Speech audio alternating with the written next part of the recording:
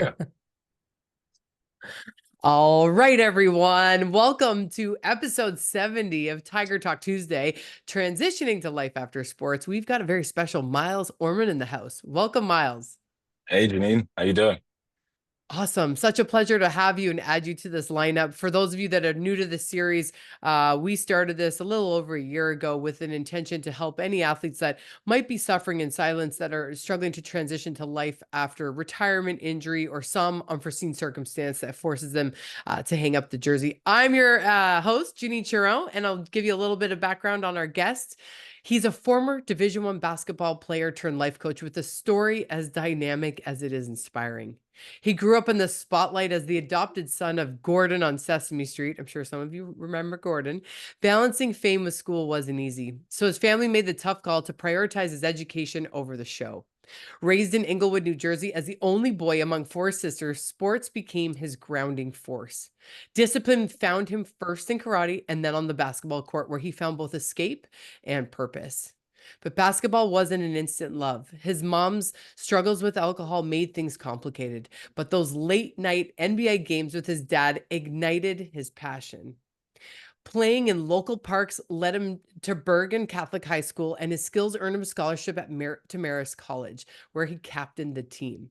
But college brought temptations, and soon the party lifestyle began overshadowing his game. After college, Miles hit rock bottom. A devastating back injury spiraled into an addiction to painkillers and alcohol, leaving him lost. But then came the wake up call. The birth of his daughter and a serious health scare pushed him to reset. Relocating to Florida, he found a new mission in health, wellness, and personal growth.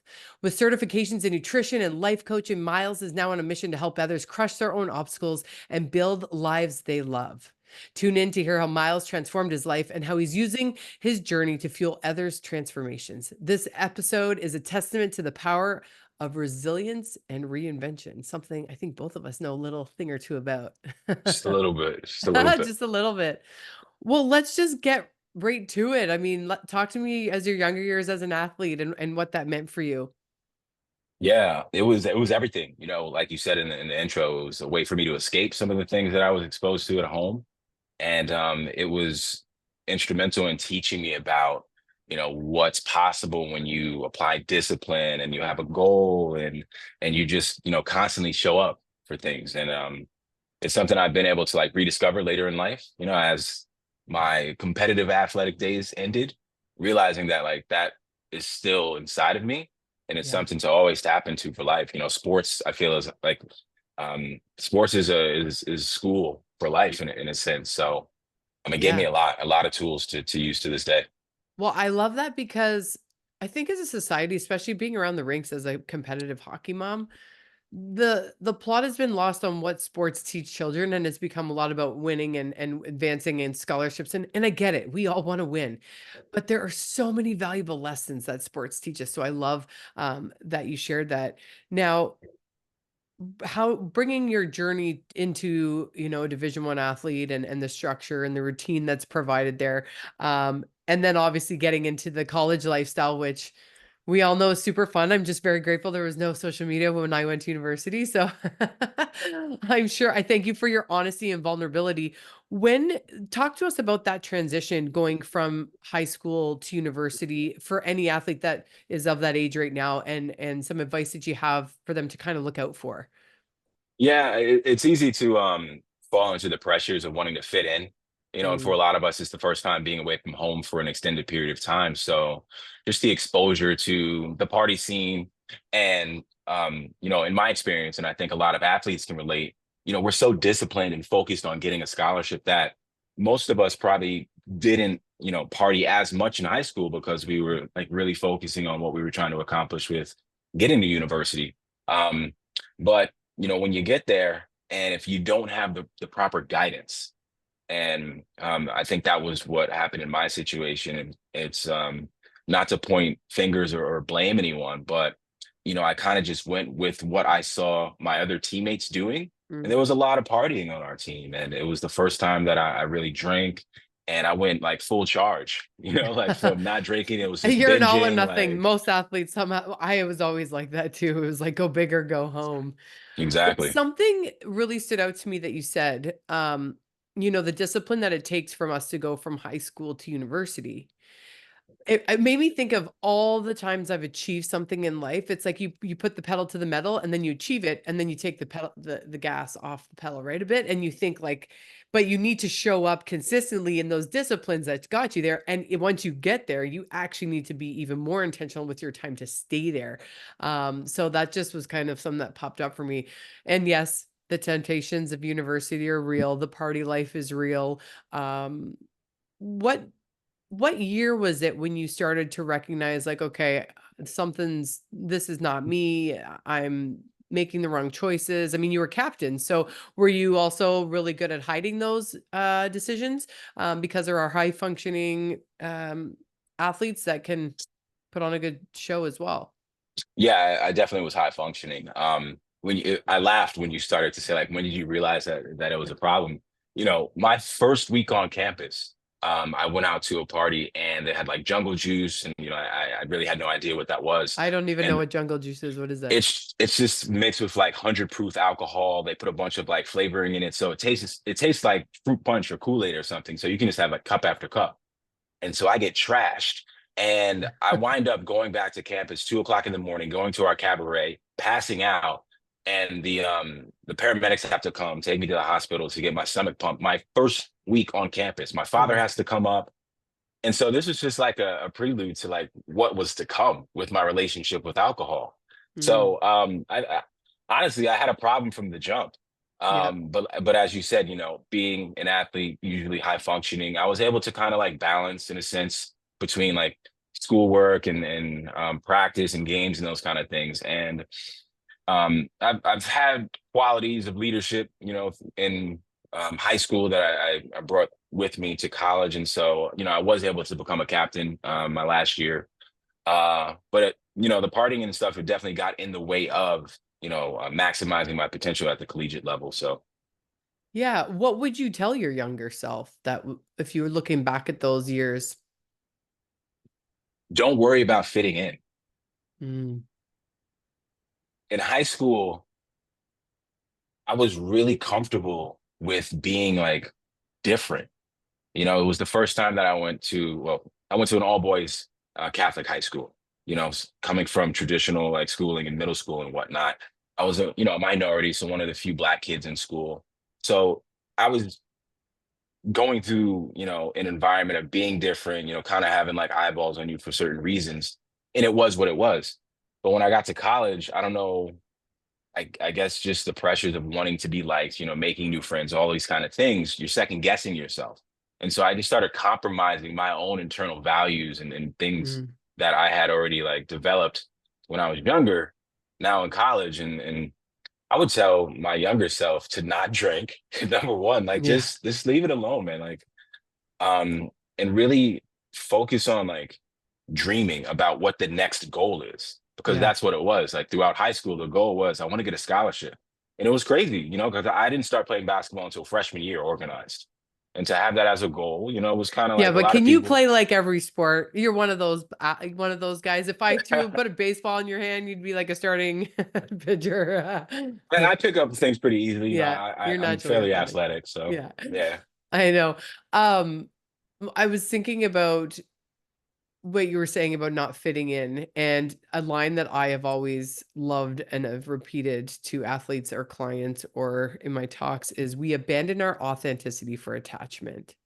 Mm, And because when you think about it, even as a child, we come into this world, we need our caregivers. And so we will conform to make sure we get those needs met. But it follows us throughout our lives into our high school, into university, and even as an adult. Like I catch myself all the time, not as so much anymore. Like breast cancer really helped me reflect and introspect, but I say it all the time, like, why are you abandoning your authenticity for this attachment? Let it go. Let it mm, go. So I love that piece of advice. Thank you for sharing that. Um, absolutely. what are you most proud of from your college experience as an athlete? Most proud of. Hmm. Because turmoil and bad decisions happen, but you still have wonderful qualities as a human being. Like what experience happened that you're most proud of? Yeah, I think earning the respect of my teammates, as far as nominating me as a captain senior year and seeing that although I wasn't a star player, the way that I approached practice and how I was able to build relationships, I was really, cool with pretty much everyone on the team. I think just the way that I carried myself as a person in general was something that Mhm. I was able to blend into just how I was as a teammate. And then my dedication to, all right, it's time to show up, even if I'm hungover, even Yeah. if I only slept a couple hours, we're going to put in this work and we're going to figure out how to, work towards the goal. So Yeah, I and would I say think that. sorry, go ahead. No, I would say that's something I'm really, proud of. Well, and I think when we're younger, not I think, I know, but I would stroll in and laugh about it and be like, aha, I'm at practice running over. That was so funny, right? And I didn't have the awareness to say, like, to see the ripple effect of the cost and what it steals away from what you could be. Mm, You're naturally gifted, so you can get away from it. But imagine where you could be, right? I think right. about that. No regretful, but I mean, we had a great time at the University of New Hampshire too. I love that. Now we move into you shared in your biography struggles with your mom, late night NBA games with your dad, that put that vision kind of pulling you forward, and then losing yourself. Can you take us on that journey of what that was like for you, how that all came to be? Yeah. So, when I graduated, the professional aspirations didn't pan out. I was in a place where I was frustrated with myself for the lack of touching my potential as an athlete. And so I just didn't even try to continue to play. And so I'm in this place where now I go back to live at home with my parents. I'm, trying to get out of there. So I just take on some odd jobs and I start doing, some sales jobs that I'm not too like keen on, but it's making money. I'm able to move out. And slowly I just start to lose that zest, that imagination for like what's possible, and like start Mm. to conform and fit into the like, all right, this is what adulting is. And it just didn't feel good internally. And so, fast forward a little bit, I meet my wife, we start dating. A couple years later, my daughter's on the way, we're married, and like I have all these responsibilities now as a husband and a father, and I'm just not happy internally. I have a really bad back injury after playing some pickup basketball. And that was really shocking for me because for so long, like I was connected to my body, like movement was therapeutic, movement was how I expressed myself, it was my creative outlet, like all that kind of stuff. And so, I go to this one doctor and, he tells me like, listen, man, like you're going to have to kind of chill out. Your athletic days are over. This is pretty bad. He said, you'll be lucky if like walking is just like what you're able to do moving forward, no high intensity types of things. And like, that was the complete opposite of what I was used to. And so it really crushed my like spirits. And I messed up by only getting one opinion for whatever reason at the time. Like he was the only doctor I saw. He prescribed me some painkillers. At this time, I was already drinking habitually, to kind of cope with how I was feeling about life. So now I added in the painkillers into the mix, and that was just a downward spiral of just feeling lost, not knowing like what I was supposed to do. Like I used to be a dreamer, but I kind of given up on it because life became challenging. The back injury had me put on like 60 pounds. So now like I don't even recognize myself when like I'm looking in the mirror and stuff. So it was just like a very depressive state for a long time. Yeah, I can relate to that. I've had moments in my journey. What was the inciting moment? What was the take us to that moment where the decision shifted and you're like, I need to get back on track. What were you doing? How were you feeling? What brought that about? So that I want the listeners to know that if you are suffering in silence or you are going through something, you are able to shift and plot twist and come back. What was that for you? Yeah. So to touch back on what you asked about, like when did you realize it was a problem? Like I had that awareness for a very long time, right? But I was still able to function even, in the corporate world and whatnot.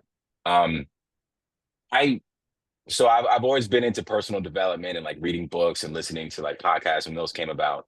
And so I used to like look into quit lit books. Like for anybody who's not familiar, there's books on like how to quit drinking and those kind of things. Mm. and I would read some things here and there, but I can never like make the sustained effort to like really get off of drinking for that long of a time. And so I have this in my awareness. And there was one time where, for whatever reason, I was coming down from a bender the previous night and I mixed a bunch of things together. My daughter was probably 4 around the time, and I pretty much went unconscious. My wife came into the room. She said she tried to pick me up, and then I just kind of fell back down. The paramedics came, and it was just really shocking. And it was kind of a wake up call. However, like the next weekend, I was still dipping and dabbing again, like with just the stuff. So, what I want to like tell people is like it's a process. It's not something that like Mm. just clicked. It was Yeah, like you don't just continue. rip the Band-Aid off. Yeah, it took a long time. I would say the biggest catalyst I would say at that point was the decision after my son was born in 2016. My wife and I decided to relocate, and so the environmental change, having to like pick up and start over. I left like all my friends, family, everything behind in Jersey, and we restarted in Florida. She has family down here, so the transition was, somewhat smooth. But just having to like rebuild myself from the ground up, I think the solitude and time alone to reflect and really like think about choices and those kind of things was very helpful. And I think that was what really shifted things. Yeah. What did you do during the rebuild for somebody who's like, I want to do that, but I don't know where to start? What Yeah. advice would you give them on that I s- reinvention? so being an athlete, I started uh, to feed myself information on our body's ability to rebuild and recover. I really fell in love with this podcast. It's called the Model Health Show. And so the host inspired me to like start to really take on the mindset that the things that I consume, as far as what I'm eating, what I'm drinking, even what I'm listening to, like all those kind of things, are really building my body and my mind. And so little by little, I'm making these adjustments and these shifts to, how I'm feeding myself, and then working on certain exercises that were rebuilding my body up from the ground up. And so like making a little bit of progress in those areas started to like reignite that belief that, all right, well, maybe I could make some changes here. And then so like little by Mm. little, I started to make some changes, lose some weight, get the spark. Um, at this time, like I'm on social media a little bit talking about the journey. I can see that people are resonating with the story. So I start doing that more. And so like things start to come together little by little. Yeah, I think it's inspiring. That's how I found you. I mean, I don't know where or how I landed on your page, but I was like, who's this guy? He's got good energy. I like his content. Da, da, da. So I appreciate that you're showing up online because it is inspiring and it's hard to share your story and it's hard to share. Like those are some things people will. That's why I wanted to start the series because sometimes we don't want to share those deep dark secrets and they haunt us and they keep us in that space to know that I want to see that there's light on the other side. Right. So where are you now? Your life coaching. I see a great series. If for anyone that's looking at changing their habits, he just released a 6-part series. Did we just see episode 6 or episode 5? 5 came out Yeah, today. 5 came out. On habits and those. What would be your top 3? I was gonna say number 1, but I like top 3. Top 3 pieces of advice for somebody who they've left sport, they're dealing with either addiction, they're like what's the top 3 things that they could do like today? If I was like, I just watched this interview, Miles, you're amazing. I see him, I see myself in him. I'm gonna go do this, this, and this. Yeah. I would say By dinner, I could get it done. Tell me what to do. move your body Yep. for, however you can do. It doesn't have to be any type of extreme workout or programming or anything. Go outside. Like I'm huge on walks. I go for Mm, daily walks, just for so many reasons, just to relieve stress, to get creative and think of ideas for what I'm doing with content, that kind of thing. So move your body. And the second piece with can tie into this is have some type of practice to slow down and mm, reflect. So it could be meditation. It could be just like sitting in silence. You don't have to name it. I think a lot of people get turned off with the things in personal development and mindfulness because of the labels that we put on it. Just disconnect, like get off of social media and don't be around people and be okay with your thoughts, yeah. because there's clues. I talk a lot about intuition, and we drown out that little voice within that is constantly trying to communicate with us Mm, because it can be uncomfortable. But when you start to practice like tuning into that on a consistent basis, all the answers are there. All the information that you need to kind of like guide your life and make these choices, it's there. Um, so move your body, figure out some type of like practice for solitude and reflection. And then this is kind of like a wild card, but figure out a creative pursuit, mm. something that has been on your heart for a long time. And it doesn't have to be for like a monetary gain. You don't need to start a business. If that's what it is, then go for it. But I feel like we're all born creative, Yeah. people. And so for whatever reason, we buy into this story that, we're not because we're looking at like these uber successful people in arts or whatever. But when you can tap into your creativity, it ignites your life and it gives it like there's this spark that takes off. Yeah. So move your body, figure out some type of solitude for reflection, and take on a creative pursuit, whatever that can be for yourself. Mm, I love it. So many golden nuggets in such a short period of time. Where and what are you up to now? Where can people find you? I know you've got your Instagram, which is where I found you, but is there other what do you have going on or coming down the pipeline so people can look out for? Yeah, so you can definitely, my main channel as of late has been Instagram. I started posting on TikTok, so I'm doing some things over there with like short form content.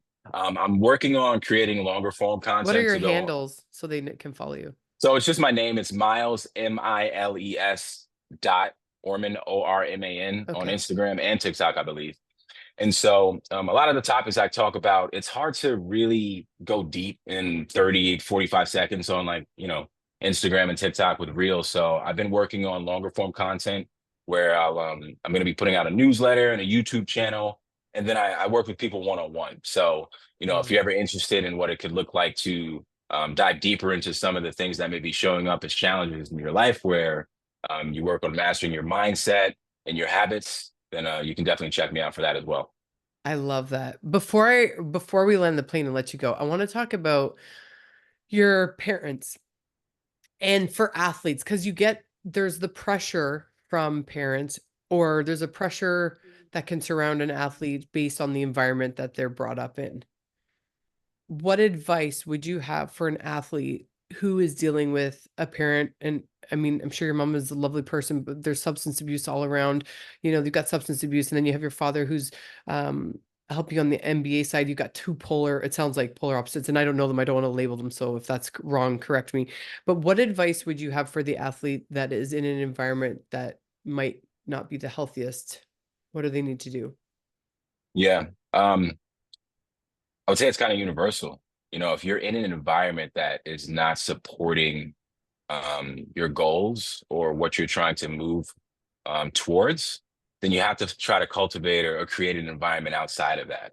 And so Mm, for me, I labeled it as an escape from what was going on at home, but I was really just like putting together the Avengers of like my support system in high school. I had yeah. a bunch of like close friends where I would sleep over their house like pretty much every weekend. And like, the relationships that I built with their parents filled the need and the void that I had from some things that I wasn't able to get from, the relationship with my mother at the time.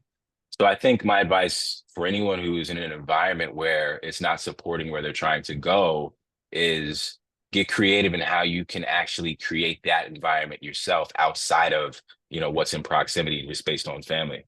Yeah, I love that. We're so powerful. Even with it's like, what are you willing to do with what you have, right? Not what you don't have. And I'm just curious, where are those relationships today? I'm Still sure some our of my best listeners are friends. curious. What's that? Yeah. Yeah, still some of my best friends. I don't see their parents as often, but every time we talk, I'm like, hey, tell your mom like I said hello, like I love them. It's I don't know if I would necessarily be here had it not been for those relationships. Yeah. So And your parents? yeah, my parents are still around. Yeah. My dad lives in New York, my mom's in Jersey. I see them every so often. Being in Yeah. Florida, it's tough, but Yeah. I try to make an effort. Well, you're a bright light. I really I love your energy. There's so much of what you've shared that really resonates with me. I feel like I've walked a similar path in a lot of ways, in the sense of just your life experiences, overcoming adversity, resilience, losing myself, reinventing myself, trying to cultivate and nurture that connection to self so that I can create the environment and the discipline to be consistent and create the new habits. So I really appreciate you joining this. Any last words for our listeners before we wrap this up? Episode 70. I can't believe it. I mean, it's cheesy. And first off, I just want to thank you for giving me an opportunity just to share some of my story. I appreciate. I'm glad that something caught your eye and you decided to bring me on. So thank you, Janine. You're welcome. Um, just believe in yourself. Like it's cheesy. Like the cliches are cheesy because it's true. Like Yeah. anything is possible, but you have to believe in yourself. If you don't believe in yourself, why would anyone else? And so Yeah. just dream big. I think an important thing I heard when I was at the gym listening to my podcast today, it was like, I can't activate you though. You have to activate you. And where no one's coming to save us. I think that's the Mm. big thing when I interview athletes. They decided and made the decision that they were going to be the thing that helped them. Yes, do we need help along the way, and we need to pull hands to pull us up and ask for advice and read and develop skills and fall and get back up, and it's part of the journey, right? But you listeners, myself, Miles included, when we want to change or do something, we have to activate it ourselves. So, um, such a great conversation. I'm so grateful to have you. So again, if you're tuning in, this is Miles Orman, a former Division I basketball player, joining episode 70 of Tiger Talk Tuesday, transitioning to life after sports. Thank you so much. Thank you.